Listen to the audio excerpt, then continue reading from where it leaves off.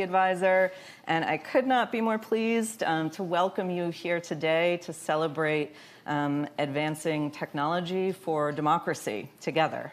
Certainly the world needs it right now, and I know many of our speakers will be talking about just that, so I will not belabor that point anymore right now. I'll just give you a few housekeeping notes. The bathrooms are downstairs if you're looking for them. And I think that is all for right now. So without further ado, I will turn it over to Peter McPherson, who is our distinguished board chair of the IFES board and has been a USAID administrator in the past, in addition to many other titles. So Peter, I hand the floor over to you. Thank you everyone for coming. Well, thank you, Lisa. Welcome all to the Charles Manatt Award event. A word about Chuck. For several years during our early times, Chuck was a strong, effective leader who gave so much and is still with us in spirit. Passed away several years ago. His firm continues to be very supportive, and June DeHart is, in fact, the senior partner of that firm as a longtime board member. We're here, obviously, to recognize and celebrate our awardees, to hear our wonderful speaker, but we're also here to celebrate IFES. This has been a hard year for IFES and the whole democracy community. But I must report to you that we've adjusted and done very well. Some key wise decisions, some extraordinary work of staff and all. We've come out of this as a strong organization, not just viable, but strong, getting new contracts around the world. So tonight is also a celebration of IFES as well. And we thank you for all being here. Let me next introduce Matt Brady, a leader of our technology efforts. Matt?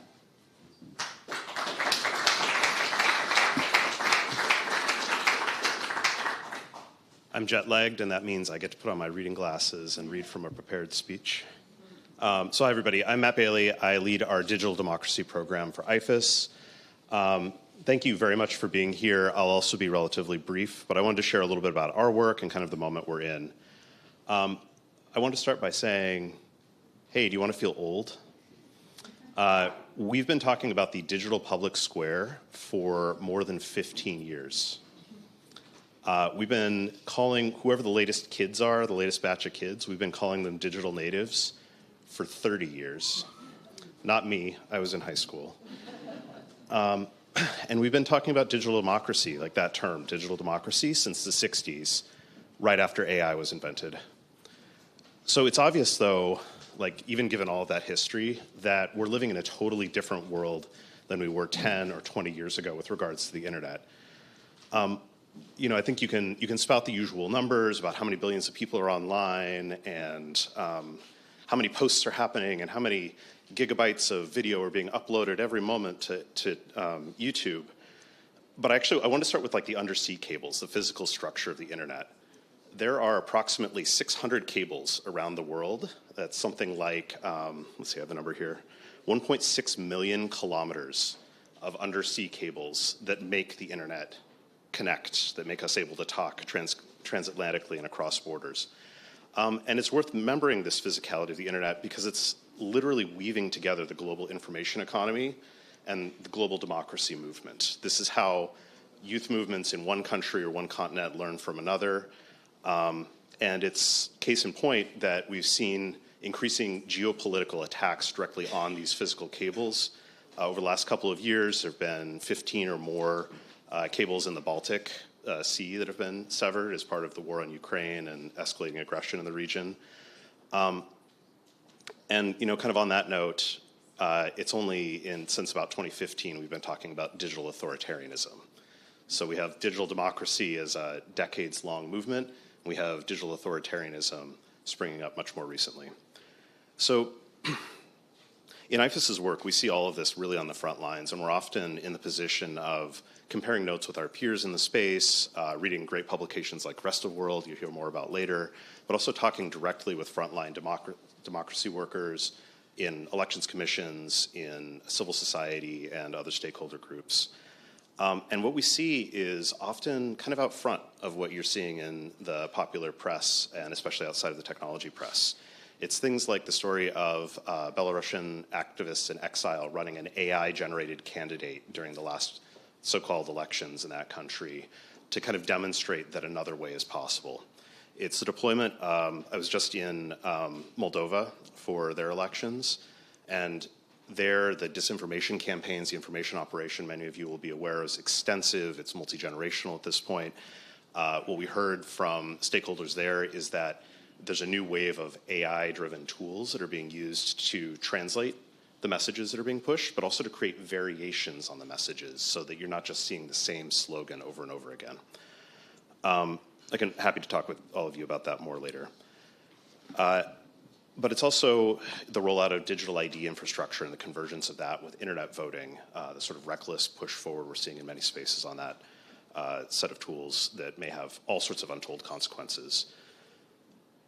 And finally, it's not only about sort of actual cyber attacks on elections that we see routinely every single election now, but it's then disinformation about cyber attacks on elections, which is pushing increasingly the results of any election contest into courts, and how are judges and the judiciary building their ability to adjudicate these incredibly technical issues.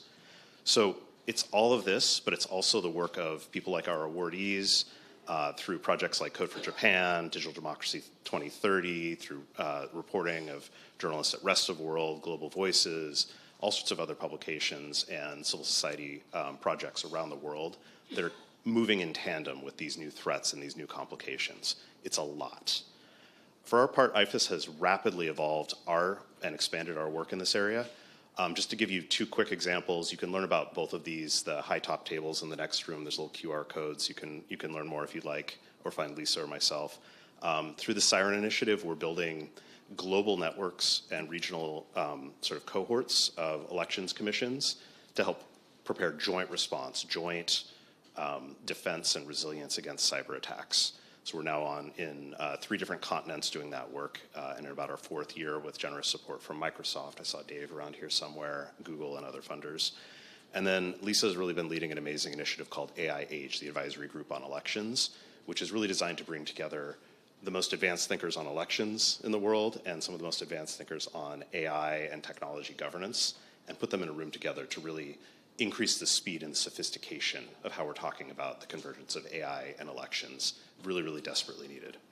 So I guess I'll close my little portion of this by saying that in the election space, it's commonplace to say that new technologies pose both risks and opportunities for electoral inclusion, electoral integrity. But I think we're way past that. We say we're all from the internet now. We're all from the internet. All elections are from the internet now. We're in a space where it's not just what will technology do to elections and how do we defend against it. It's a place where it's already inside the building. And so we're pitching in, we're doing our part to help on that point. But also in that spirit, I'm very pleased to introduce tonight's keynote speaker. Alexandra Reeve Givens is the CEO of the Center for Democracy and Technology, which is a nonpartisan nonprofit fighting to protect civil rights and civil liberties in the digital age.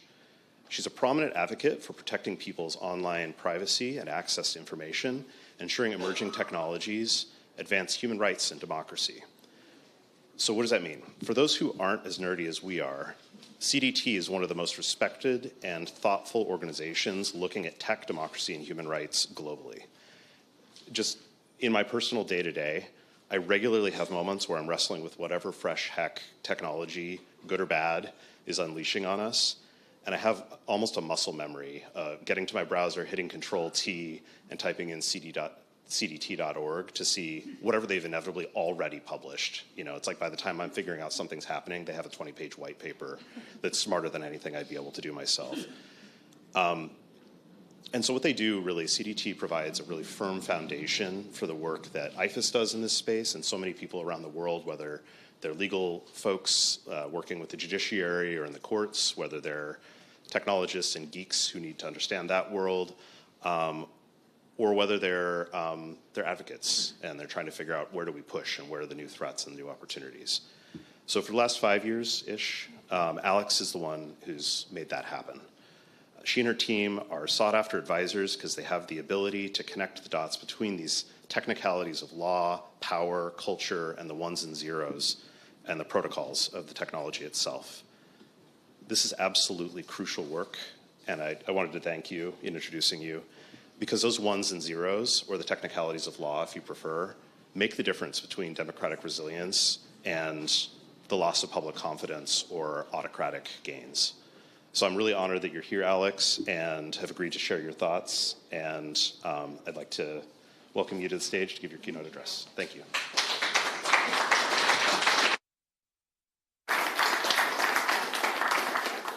That might have been one of the most thoughtful introductions I've ever heard. You made my day, and I want to say what an honor it is to be here, not only for myself as an individual, but as a representative of CDT.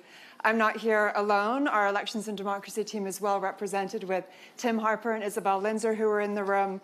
And I will say, both individually as in an organization, we are so proud to have IFES as a partner doing this essential work around the world. I'm going to share some thoughts, and then we'll have a fireside chat going into a couple different questions.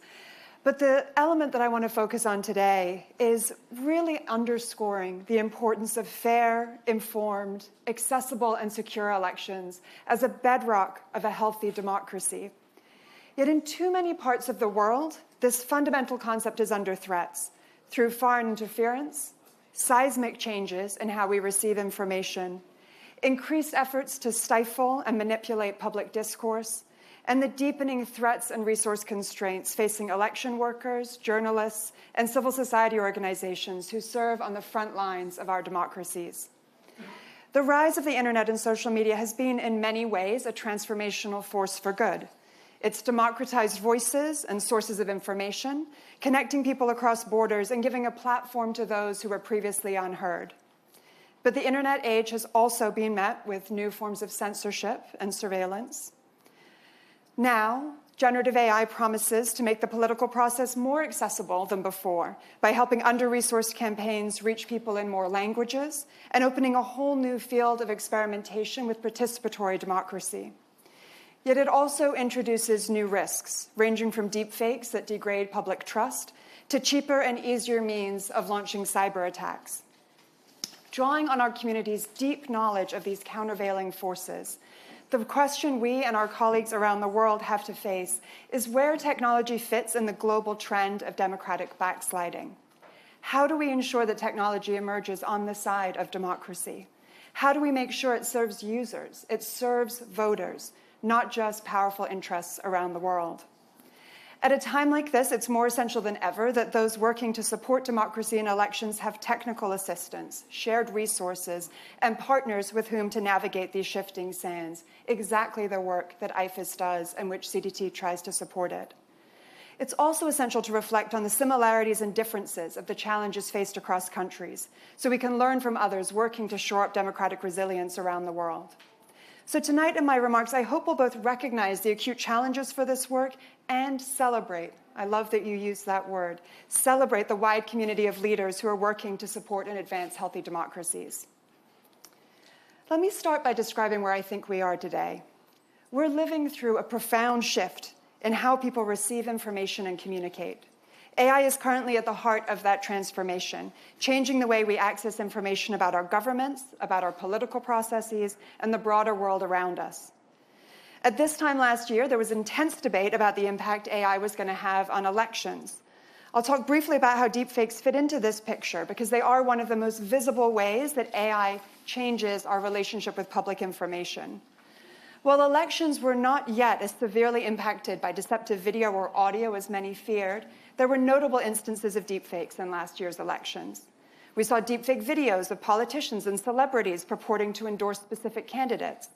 In South Africa and Taiwan, we saw deepfake videos falsely showing US leaders threatening sanctions or offering rewards if a particular party won. Videos of political candidates were altered to imply that they supported unpopular policy positions, to show them wearing controversial or demeaning clothing, or discussing vote rigging and election interference. Hundreds of AI-generated news sites produce false information while purporting to be legitimate domestic sites. Many of these examples, many of them were the work of foreign actors that were intentionally seeking to influence the outcome of another country's election or discredit democratic systems. The threat of deepfakes isn't just that they can be used to deceive, though.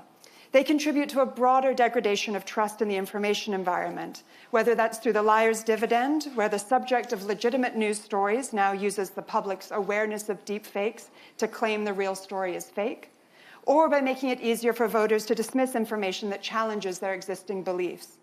Consider for a moment how a surreal but not credible image, like a political figure in a partisan uniform, can still fit into an existing narrative and reinforce harmful stereotypes. The lack of devastating deepfakes last year shouldn't lull us into a false sense of security about the work ahead. The prevalence of AI in elections resulted in other serious consequences. To name just one, the extensive use of the technology was cited in the decision to annul Romania's election last December. Looking ahead, much has already changed since last year alone. The technology has gotten even more powerful, political and policy landscapes have shifted, and the way AI is used during elections has continued to evolve. Notably, the nascent norms that caused some political actors to restrain their use of AI in 2024 already seems to be rapidly eroding. And concerns remain about other risks, such as AI tools becoming more widespread and capable, creating convincing phishing campaigns to access election systems, automating public records requests to overwhelm election offices' resources, or powering hyper-personalized campaigns to target individual voters to distort and suppress the vote. Without renewed attention to AI in elections, we'll be unprepared for the challenges facing voters and election officials in the years ahead. At the same time, we must remain judicious, for in our haste to respond to emerging threats, we sometimes trip over our own feet, accidentally making trade-offs that undermine democratic values. At the end of the last decade, debates about fake news led to laws that in some states have been used to stifle political discourse, stop independent media, and stifle dissent. We have to learn from that mistake and not inadvertently create opportunities to suppress political speech in a rush to defend against malicious deepfakes and other AI-amplified risks. Even with the talk of deepfakes or other direct attacks on elections, it's important to note that AI is shaping our information environment in other crucial ways as well. Fostering an information environment conducive to democracy extends far beyond election day or even the campaign period. While the internet and social media have created new pathways for all of us to access information and express ourselves, our experiences online are mediated by social media companies, by search engine algorithms, by the curation choices of your favorite podcasting app. This mediation isn't inherently nefarious, of course. There's so much information and content in the world that it has to go through some sort of funnel for us to access and make sense of it. But understanding and talking openly about how that mediation works is essential if we want users to have visibility, choice, and agency in what we learn and understand about the world. This conversation, the sentences I just said, used to be easier than they are today because we're seeing extreme politicization around questions of content moderation. The field of academic researchers who study information ecosystems and how companies and governments' choices impact democratic dialogue has come under aggressive political attack. Companies are facing political pressure and investigation over the choices that they make, and at least one regulatory effort to increase transparency in this space, the Digital Services Act in Europe, is now the subject of intense international negotiations. But the fact that this conversation is difficult doesn't change the reality of what's at stake. Social media companies still have to make choices every day over how a user's newsfeed filters, sorts, and ranks the tens of millions of user uploads the platform receives in a given day. These companies still have to choose whether to allow or take down or reduce the visibility of content from an army of bots posing as a political figure. Today, your search engine still has to choose which websites it surfaces in which order when you seek information about a candidate running for office. And somehow, election officials have to pierce through this cacophony, all of those choices, to help their constituents know when, where, and under what rules they can vote. This complex information environment is made even more complex by AI. Already, AI powers the ranking algorithms for our news feeds, the security programs that detect malicious bots, and the content moderation programs through which companies enforce their respective community rules.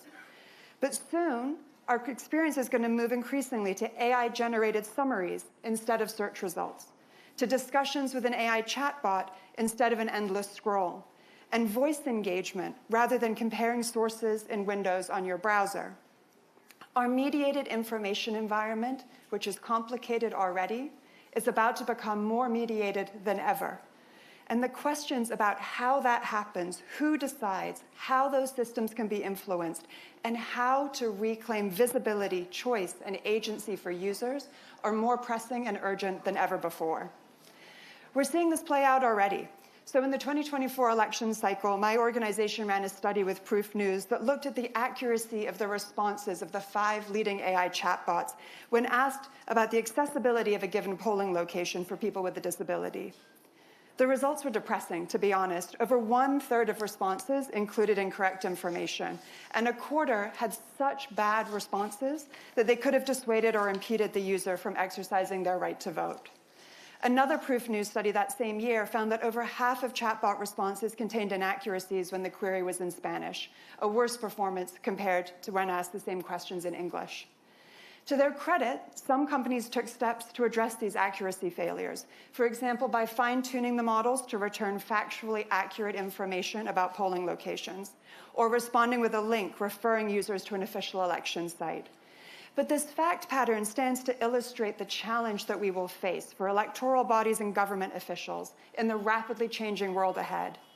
How do officials or the civil society organizations who sometimes have to play this function help voters access reliable information about when, where, and the rules to vote? In a world where fake videos of a polling location could go viral at any moment, what steps can election officials and other democratic actors take to communicate authentically and earn their users' trust? These questions are challenging enough when they involve specific factual information like I've been referencing, time, place, manner of voting. They become even more complex when they involve matters that are politically contested, such as describing a candidate's position on a given issue, or summarizing the latest developments when election results are in dispute. And to add another layer of complexity, we know that AI models do not perform as well in languages other than English. The Proof News study on Spanish queries underscored this issue, as has CDT's own research on the particular challenges of content moderation in low-resource languages around the world. I raise these issues tonight because the mission of delivering credible elections is facing new and unique challenges in this fast-changing environment. It does no one any good to ignore them, to gut the teams that are thinking about them, or, on the other hand, to politicize these issues to the point that we can't rationally and openly discuss the paths forward to help voters get the information that they need and they deserve. Urgently, governments, civil society, and relevant companies have to mature their thinking about this work. Unfortunately, we don't need to invent new frameworks from scratch. There are principles that can pave the way, grounded in a commitment to free expression and human rights, such as emphasizing that the entities that mediate public discourse, like the tech companies, should be transparent about what their policies are, fair, consistent, and transparent in how they apply them. They should create opportunities for diverse public input into those policies, for public interest researchers to help analyze how they're being applied, and for individuals to appeal choices in a given case. There are norms companies can follow, such as the idea that they should disclose when governments seek to control public speech by having content taken down, or requesting that AI chatbots produce or refuse specific outputs. Companies should ensure that their policies are applied fairly and accurately in all languages and the cultural context of the people who use their site. Critically, you'll note that the ideas that I just moved through do not speak to what content should and shouldn't be allowed on any given platform. Instead, they focus on transparency, on consistency, and public input so that we, as users, can gain agency and user choice. I'll transition now to talking about the role of election officials and governments in this new era. In too many countries, recent years have seen democratic backsliding and the hollowing out of inclusive, participatory, informed elections. According to Freedom House, 2024 was the 19th consecutive year of global decline in political rights and civil liberties. Nearly half of elections last year were marked by violence or authoritarian efforts to control voter choices, including in democratic countries. Even as we grapple with the challenges of new information pathways, democratic governments can be a bulwark against these trends and help their constituencies access authoritative information and navigate elections with greater trust. As IFES itself has counseled, and CDT has worked on these issues too, election officials can take steps to boost the trustworthiness of their own information signals. This can include using official web domains, developing consistent brand identifiers, tone and dissemination channels, and forging relationships with relevant news outlets and community partners so they can elevate official communications. Technical innovation in content credentialing, like the C2PA standard, allows government officials, journalists, or any person publishing an official photograph or document to watermark and credential that item so that readers can trust its authentic source. New technology can also help election officials meet their constituents where they are, such as governments that have launched chatbots to provide authoritative, up-to-date electoral information in various languages for their voters. Government actors can also get sharper at pre-bunking or debunking false narratives that seem to sow confusion about their work. In a recent report on this topic, my organization reminded officials of Taiwan's 222 principle, developed by IFES AI Advisory Board member Audrey Tang, under which government agencies were encouraged to issue social media-friendly corrections with a title no longer than 20 words, a 200-word explanation, and 2 images, all within an hour. Some states, meanwhile, are steeling their defenses to foreign manipulation and interference, a crucial area of work. In a report on freedom of expression in elections in the digital age, the UN Rapporteur for Freedom of Expression noted Australia, Mexico, Spain, and Switzerland for this work in particular. Government agencies have an important role to play by communicating foreign threats that they uncover through intelligence operations and providing appropriate warnings to the public and/or to the companies and political figures that will be the subject of that attack. While some nations are ramping up this work in light of the clear evidence of sustained foreign interference efforts, others confoundingly are scaling back. We need a mature conversation that distinguishes foreign adversaries' deliberate attacks on electoral sovereignty from political debates at home, treating foreign incursions like the serious national security threat that they are. Governments can and should also play a role supporting the safety of public figures, journalists, and election workers who are facing new attacks in countries around the world. The cycle connecting what occurs online and offline is as strong as ever. We continue to see death threats against poll workers, harassment of independent observers, assaults on journalists, and horrific political assassinations. In the online world, abuse and harassment are rife, targeting political figures and journalists, and in some cases prompting them to withdraw from civic life. These attacks often target the most marginalized, including women and members of minority communities. My organization's research analyzing over 100,000 social media posts in a 2020 national election showed that candidates who were women of color were 4 times more likely to be the victims of violent online abuse. When we analyzed 800,000 tweets last year in 2024, 16% of posts altogether referencing any candidate contained offensive speech. Governments can and should be funneling resources to increase security and support for election workers and public figures, regardless of political party, while doing their part to change the tenor of political debate that fuels this toxic environment. This moment is also seeing resilient leadership from civil society organizations, action that is especially notable in light of the funding challenges and hostile environment in which many are currently having to operate. This spring, CDT partnered with 2 other organizations to study the civic space response to AI-infused elections. The report looked at ways that civil society organizations contributed to a resilient information environment during the 2024 elections through 3 case studies: fact-checking collectives in Mexico and Latin America, decentralization and coordination among civil society in Taiwan, and AI incident tracking projects led by a range of media outlets, academics, and civil society groups. The findings showed important collaboration and innovation, and through that, pathways for hope. We documented the work of fact-checking collaboratives in Latin America, where over 40 organizations from 21 countries helped users gain further information about claims and assertions they saw online. Contributors leveraged new tools and technologies, like making themselves available on WhatsApp to meet users where they are, using AI to avoid repetitive tasks, and collaborating across organizations to gain protection in regions where critical journalism can be dangerous. In Taiwan, fact-checkers used crowdsourcing platforms to socialize their fact-checking with diverse viewpoints and create more transparency in the process. They, too, used AI to help fact-checkers operate more efficiently and integrated fact-checking into popular social media and messaging apps so users could access them easily when desired. Meanwhile, observatories have emerged in recent years to document AI incidents are having on elections around the world, a necessary step for the public to become more informed and educated about the risks. Our work showed the importance of these efforts and the immense challenges that they face, especially as companies revoke researchers' access to study patterns and how information spreads on their platforms. Actions like that are woefully short-sighted. We need more, not less, public research analyzing how people access and share information in this new era, and how governments and companies' policies and design choices shape the digital public sphere.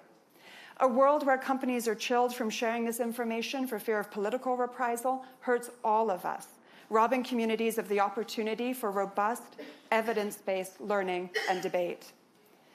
Civil society organizations are doing other important work to inform these discussions, like the Keep It On Coalition, which tracks internet shutdowns in regions around the world, including when governments seek to shut down communications generally or specific websites during election periods to stifle democratic debate. Civic technology leaders are visioning new tools and solutions to help governments be more responsive to their citizens. Journalists are continuing to hold power to account despite political pressure and threats of violence. And nonprofit newsrooms are pioneering new models to sustain a robust, independent fourth estate. Tonight, we'll honor one of those newsrooms, as well as a civic technology leader who is piloting new approaches to help improve responsive government. My main point for this evening is that allies operating in civic spaces around the world are doing the hard work every day to make sure that technology not only protects, but actively supports human rights and democracy. This resilient, collaborative, and dedicated ecosystem is precious, and it shows us the model for what democracy in the digital age can truly look like. Organizations like IFES and evenings like tonight help us celebrate and recommit to that pursuit. I thank you all very much.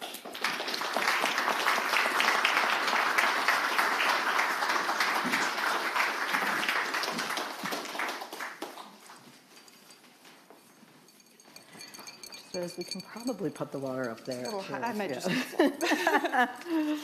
Thank you so much for what a wonderful set of remarks.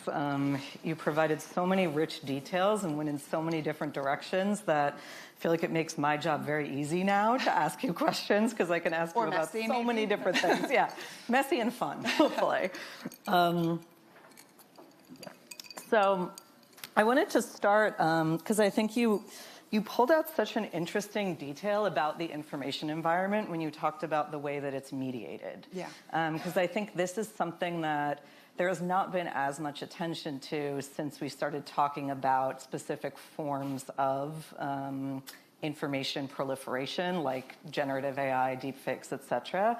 But if we go back to the fact that social media platforms are driven by algorithms that are informed by AI, they're powered by AI, and those are really shaping the way. I think the way that you put it was a profound shift in the information environment that's related to the mediated nature of our info landscape, and it's changing people's choice and agency, the ability to have choice and agency in responding to information that they receive.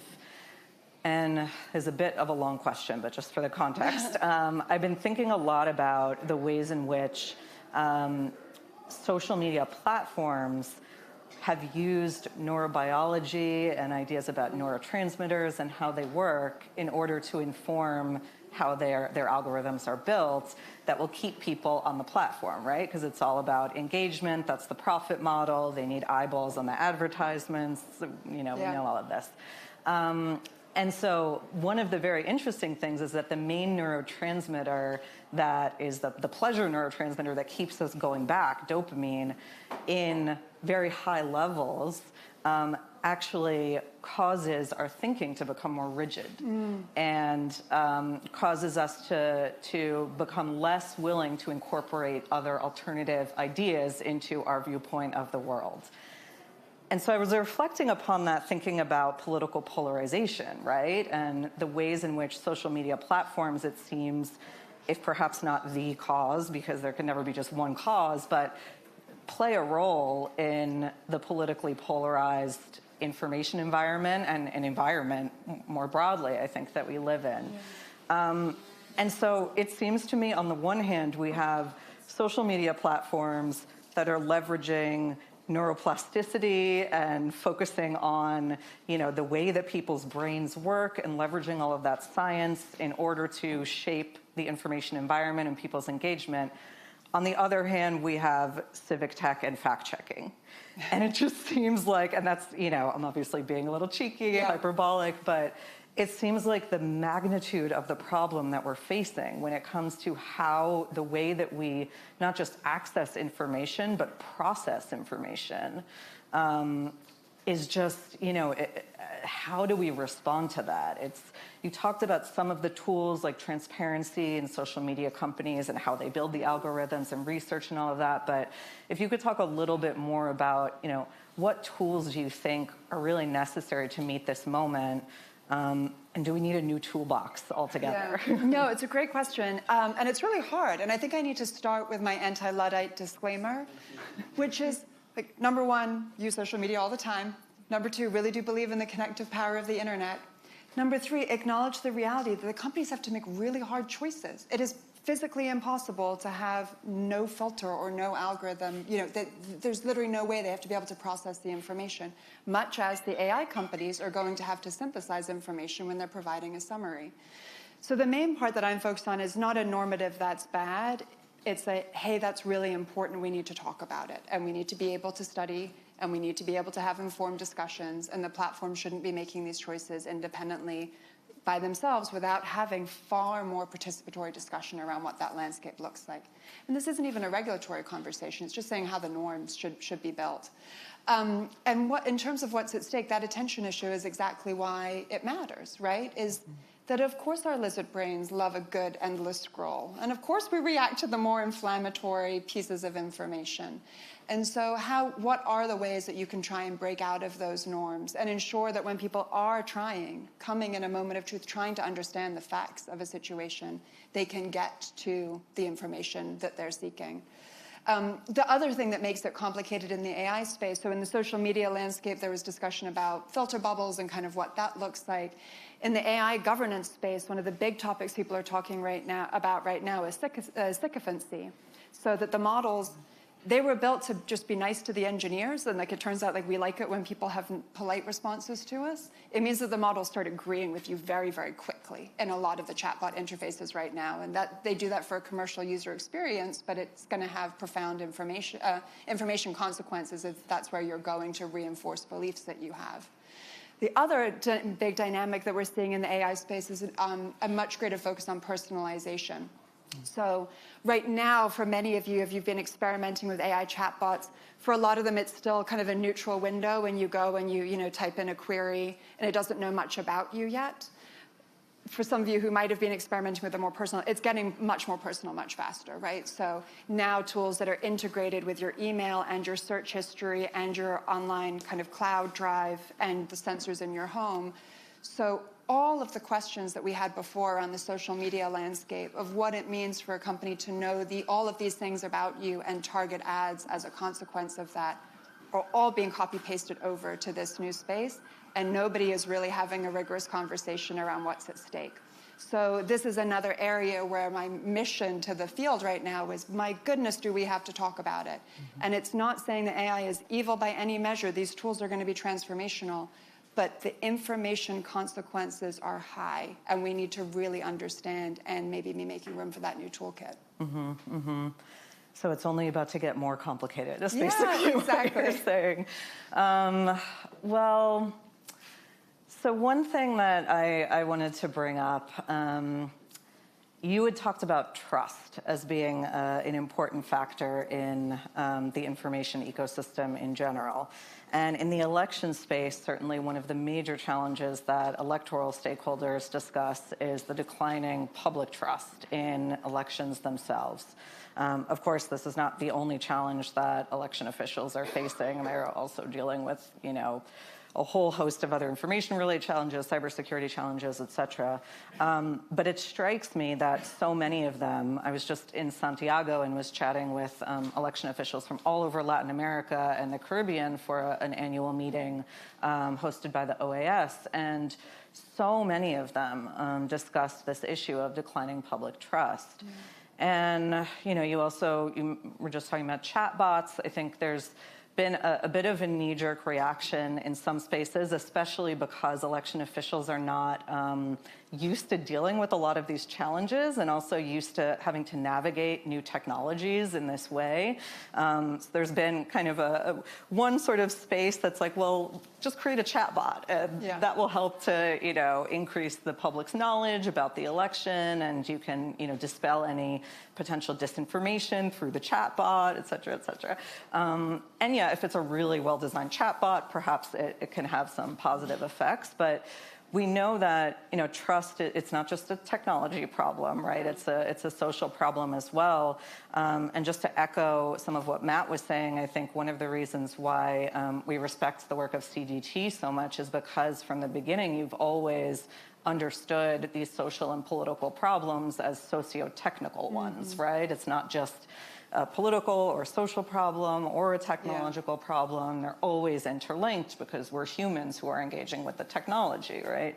And so I was wondering, have you seen particularly promising examples in the election space of socio-technical responses to this problem of trust? And just to flag, I think, some of the work that our honoree in the civic tech space has done has some promising examples to draw from, but there's so many others. Yeah, and to pull up the chatbot example is one good instance of this. You could have a very fancy widget that returns very reliable information, and if you're not actually meeting people where they are, the uptake of that is not going to happen. You're not actually going to see the utility that you want, and it's probably not going to have the broader pervasive goal that you have of saying, hey, here's a place where you can access reliable information. So when we're talking about intervention, is always a combination of those things. So there are some technical steps that you may be able to take to do better signal boosting of yourself and the authoritative position from which you come, that you are an official election commission, you have an official government website through which to do that, the simplicity or the consistency of your branding and marketing, all of those kind of very basic but important trust signals that you can have. And thinking about that environment, thinking about what news outlets, what communities are reaching and are looking to you, building those relationships and trying to do a lot of that pre-bunking work to establish, hey, here's what we're doing. You can come see what our processes are. So when there are fake videos, making up what we were doing in this space, you're going to recognize that this isn't what that space looked like, and you're going to be able to come and actually talk to the people that were running the process. So you have to have that more enveloped approach rather than just thinking a fancy tool is going to save you, because that's not how people's minds work. And what you're trying ultimately to achieve is earning that societal trust, which is a people-centered thing, not a technical tool. And I love that you talked about sort of multiple stakeholders being involved in that process too. That it's it's media, it's the election officials, it's civil society organizations, right? It's I think the need for those sorts of coalition-style approaches has never been greater because of the challenges that I think that's right. And one other observation, I mean, I do think in the deepfakes conversation, there was a trend for a while there of saying, like, let's just ban them and, like, let's stop the misleading content. That's really hard as a practical matter, really hard as a freedom of expression matter. Is it even desirable? Like, what, it's contested as to what's, what's real, what's not. So personally, for me, I land much more in it is always going to be a cacophonous environment. And so instead, given that, You're not going to be able to, and we probably don't want you to, extremely tamp down other pieces. How are you boosting your own authenticity as a trusted source of information? And again, you can't do that alone. Community partners can be incredibly important in that. Community partners are also where some of that democratic accountability come in, right? And so it is the layer of civil society, of independent journalists that can help point people and give them the signals through the noise to try and get more authoritative and relevant information for their needs. So important. Such a great turn of phrase, signal through the noise. So I wanted to talk a little bit about one potential method for increasing trust in whatever kind of information, but in an elections context, specifically information about the election itself, and that's content credentials, which you mentioned in your talk. IFES is a member of the Content Authenticity Initiative. I believe CDT is as well.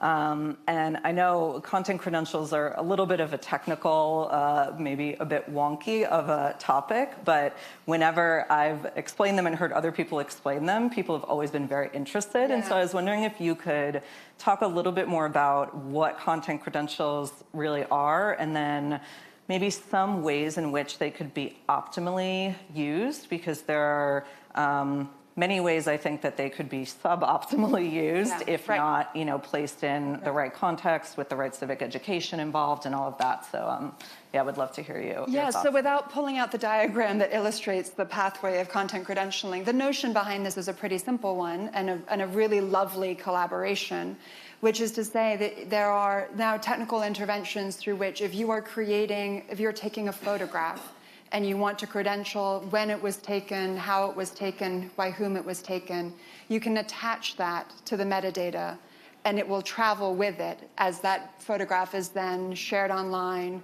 on social media posts, if it goes onto a website of a newspaper, for example. And so people sign up to be part of, to listen to this standard, basically, to be able to pick up on that metadata and then share it through their particular role, whether it's a social media platform, a news outlet, you name it. It can be incredibly useful in certain circumstances. Election officials is probably a really nice one to think about. Another one last year was the RNC. So at the Republican National Convention last year here in the US, they decided to use it as kind of a pilot on ways to boost trust in the authenticity of their images and what they were putting out. And we're saying images, you could also attach it to like a static image of a PDF, so if you want it to be text-based as well. So in those spaces where you're trying to have people understand, no, this is an official message from this person, this is a photograph taken of, this ballot box, like all of it is a really nice vehicle for that. Other leaders in this space have been people in the human rights defender space who are trying to collect evidence of war crimes or other human rights violations that then might later be contested as to whether they were authentically in the place or at the right time. And content credentialing can be incredibly valuable there too. It can also be risky if it is mandated or required. And the human rights defenders is a really good example of this. A lot of human rights defenders will be wanting to photograph a particular location and have a date, but not have their identity associated with being the person taking that photograph. An election official, on the other hand, does want their identity associated with it being them. And so this is an area where you need nuance in how the standard is applied. That's why we've been grateful that it is an opt-in mechanism that people can use if they want to boost trust and signal trust in what they're putting out there. But it's not mandated, right? I don't want a world where Facebook won't allow you to post a photo if you haven't credentialed it, because that's going to be undermining to people that don't want to have to reveal all of that information. Mm-hmm. Very good point. And of course, the public education portion of this seems so critical as well, so people understand. Right, to even know to look for it. Right, exactly, yeah. So I wanted to go back to, you were talking before about social media companies and platforms and the direction that things have moved in to sort of close some of their processes, not allow as much researchers to understand kind of how the sausage is made, so to speak, behind the platform. And we've seen a real shift in incentives over the course of the past, 5 years or so. I think there's been a steady sort of shift towards fewer incentives financially and politically, I think, for companies to, move towards imbuing the technology, the processes they use, the policies, governance, et cetera, with democratic values and being governed by democratic laws. And then on the other hand, we see other countries and other contexts, like Taiwan, for example, which you brought up. And I think Japan is a good example, referencing one of our awardees today, where there has been more progress in sort of getting civic technologists and entrepreneurs to sort of be the same people to a greater extent than they are in this country, certainly, and in many contexts around the world. And so what are some of the ways that you think you've seen or seen others talk about changing the incentive structure? Or do we need to change more than just the incentive structure for businesses? Because clearly, there are shareholders that, companies need to be responsive to in these other contexts as well, where there have been a different kind of relationship has been cultivated between democracy advocates and private sector actors. Yeah, it's an interesting question. And I think one of, to be fully honest, something that I reflect on for our field, because there was a good trajectory for a number of years that was really leaning in favor of more transparency from the social media companies in a couple different forms, one of which still stands and the other that has become much less common. So the one that still stands is kind of annual transparency reporting, so disclosures of what their content moderation policies are, at an aggregate level, descriptions of how they are enforcing those policies, so you can help understand how a hate speech policy is working in practice, for example. And then disclosing, again, at an aggregate level, government takedown requests, which is hugely important in different regions around the world. Many of them are still doing that, which is great. The next level that we wanted beyond just that aggregate disclosure was really understanding information flows on the platform. And so there were different efforts at researcher access to data protocols. This has some sensitivity. You don't just want to open up an entire API for the world to be able to go and see what's happening on a platform if it's going to reveal personal information.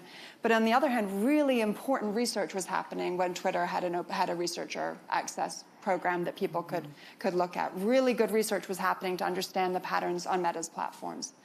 I think part of the challenge is the companies realized, hey, we're giving you what you want and you're really upset with the outcome. No matter what side the outcome is, it's just adding to an evidence base of some of the social problems that emerge on these platforms. Mm-hmm. And I actually wonder if there's something to be learned from election officials, which are people are always going to be mad about the outcome. Mm-hmm. But the way that you defend yourself against that is you cloak yourself in transparent and democratic processes. Mm. So the argument that we make is, yes, people are going to be mad about the outcome, and yet this is actually a better way to have there be more transparency and more buy-in. Mm-hmm. So I might not agree with you suppressing, a topic on some issue, but I understand that it is a policy, you have articulated it, and you did it through some fair process to decide that that's where you're going to come out. Mm-hmm. And I have choice, right? This isn't mandated by law, so if I don't like how X is moderating content, I can go over to Blue Sky, mm-hmm. for example. Mm-hmm. That is the paradigm that I think we want to be in. Mm-hmm. We're not there now, and it's really hard. And then you move to the AI space, and it's even more complicated, where those norms just haven't been set yet, that there should be regular disclosures. Last year in 2024, a number of the generative AI companies did, on a sporadic basis, disclose what they were perceiving as foreign influence attempts, so when people are related to election content. So they kind of reported a couple places where there were pretty bad incursions of people trying to misuse their tools. But beyond that, that muscle hasn't yet built up. I hope that it's just because it's early days and we're going to be getting there. So thinking about that in more depth, there's so many different AI governance processes happening right now in different regions. You have the African Union, you have ASEAN, you have, of course, the UN now has set up an office and a process, a mechanism specific to AI. In what ways, and then the EU, of course, the early adopter to AI global governance. In what ways do you see any of these processes, any of these laws and regulations and conversations impacting the election space in particular? Like, what should electoral officials who might not be as privy to what's going on in those global governance conversations about AI be thinking about that could be coming down the pipe? Yeah, that's interesting, because from what I see, the main international conversations have been less focused on this and more on extremely kind of global issues like the long-term safety risks of AI models. So for the UN, the Scientific Advisory Board that they've ended up impaneling really is focused on kind of at what point do models become so dangerous that you need more controls around how they're released, those types of considerations. I think there's good information sharing happening on more national issues like this, but I haven't seen some of the big international bodies kind of focusing on this as the core issue, and I'm open to being corrected on that one. One area that I do think is interesting is a growing focus on transparency. And in the AI governance space right now, the main transparency is around what training, what risk predictions are you making, so basically doing a risk assessment, and then how are you mitigating those risks. And one of the big open questions is which risks do you focus on? Do you focus on the risk that a chatbot is going to teach someone how to make a chemical or nuclear weapon? Or do you focus on the fact that the chatbot allows me to make a deep fake of a political figure? And right now, that is a contested discussion as to whether you can have transparency on all of those things at once, or if the company's disclosure ends up becoming such a nightmare that they can't do it. So the EU has recently had to navigate this in their code of practice. They ended up focusing more on the safety risks. But places like the OECD released something called the Hiroshima AI Report Framework, which is entirely voluntary, but is trying to get more harmonization for companies describing their governance and their risk management processes. So while it doesn't read directly to elections, it does give a little bit of an insight into how companies are thinking about these risks and the steps that they're taking. And that at least is a starting point to build on after that. Super important, especially in elections technology sector that are using AI. I'm very curious to follow that space. I think it will be very important. I think that we are probably out of time for this portion. I don't see the yellow card, but I know we are over. So I'm going to open it up to Q&A. Anybody have any questions for Alex? And there's a mic that's being passed around.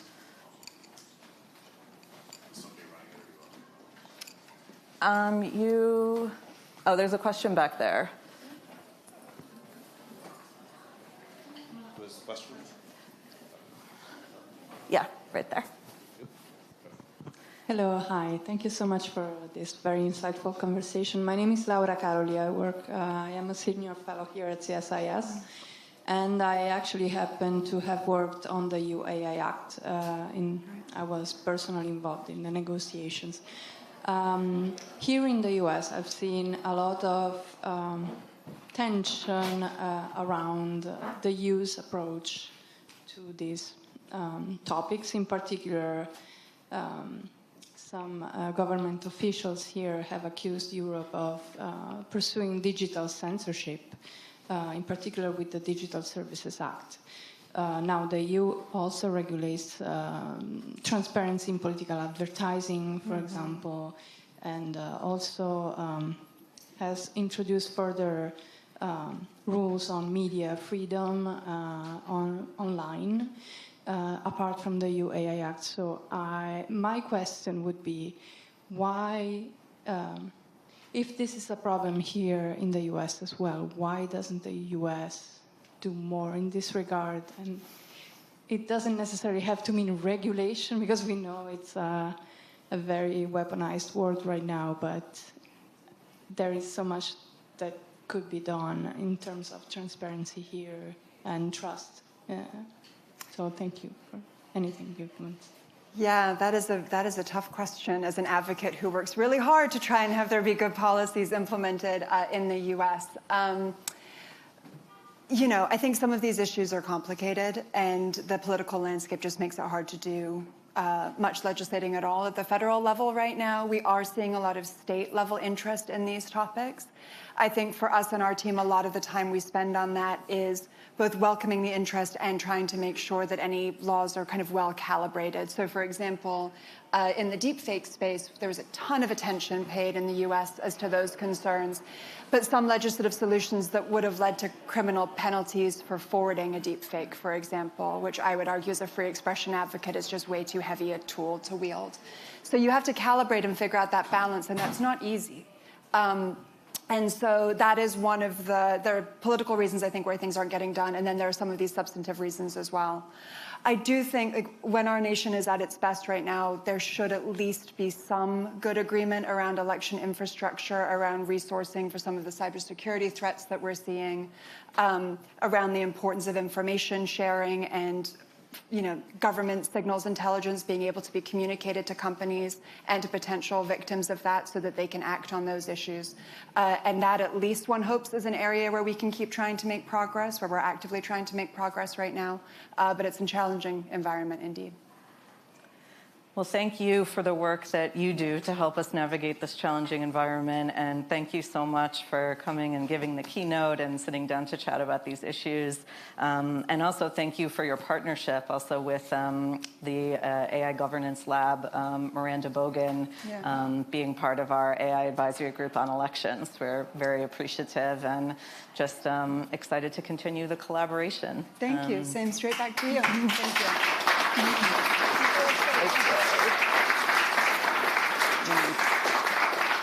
And with that, everybody, the open bar is just right in the next room, and then we will have the official awards ceremony at 7 p.m. Enjoy.